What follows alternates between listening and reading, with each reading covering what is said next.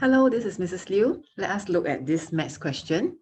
A, we have 2a cubed b minus 18ab square.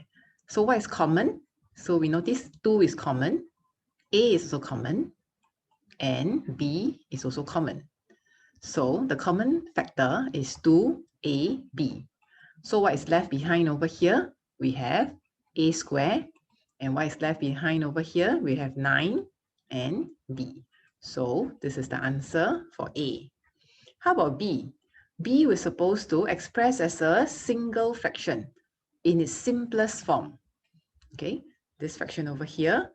So u over 2 plus u plus 1 over 3. So we have to make them into a common denominator, which is 6.